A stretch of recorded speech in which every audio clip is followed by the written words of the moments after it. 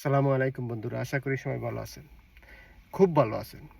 কারণ আমরা যতটুকু শুনতে পারলাম কিছুক্ষণ আগে যে এরা গত রাতের কোনো এক সময় বাংলাদেশের ক্ষমতাসীন সরকার পদত্যাগ করেছে এবং তারই প্রেক্ষাপটে সেনাবাহিনী প্রধান ওয়াকারুজ্জামান চৌধুরী সাহেব একটি স্পিচ দিয়েছেন জাতির উদ্দেশ্যে। যাই হোক, প্রায় 15-16 বছর পর আওয়ামী সরকারের পতন হলো এবং জনগণ মুক্তি পেল নতুন করে, এবং এটা সম্পূর্ণই সম্ভব হয়েছে শুধুমাত্র সেই ছাত্রদের, বিশ্ববিদ্যালয়, স্কুল, কলেজের ছাত্রদের ত্যাগের বিনিময়ে, প্রাণের বিনিময়ে, শত শত প্রাণ, সহস্রাধিক প্রাণের বিনিময়ে। কেউ বলছেন 1000 মারা গেছে, কেউ বলছেন 200-300 মারা গেছে। সরকারি অনুযায়ী দুই দিন আগে ছিল 209 জন, গতকালকে প্রায় 80 জনের উপরে। তো যাই হোক, অনেক মায়ের সন্তানের প্রাণের বিনিময়ে এই আওয়ামী লীগ সরকার আবার সরে দাঁড়ালো।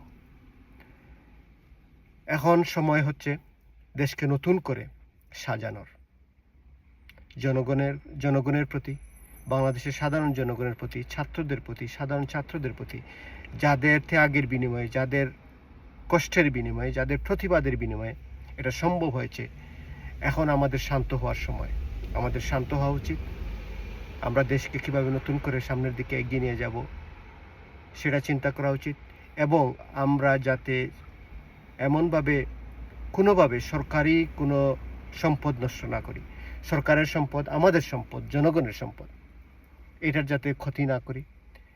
আমি দেখছি কেউ কেউ বনভবনে ঢুকে এটা সেটা নিয়ে যাচ্ছেন। এটা খুবই লজ্জাকর, খুবই দৃষ্টিকটু। এটা করবেন না। দেশের সম্পদ নষ্ট করা মানে আমরা আমাদের নিজেদের সম্পদ নষ্ট করা।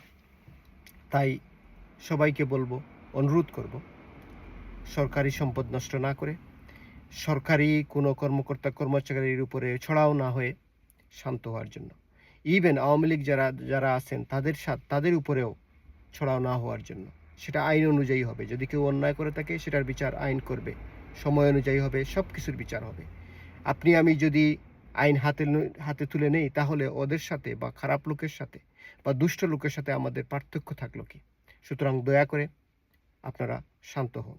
আসিফ নজরুল সাহেব অলরেডি বলেছেন সেনাবাহিনীর প্রধানের সাথে কথা হয়েছে।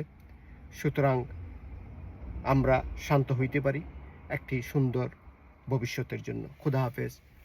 বাংলাদেশ জিন্দাবাদ এবং বাংলাদেশ দীর্ঘজীবী হোক।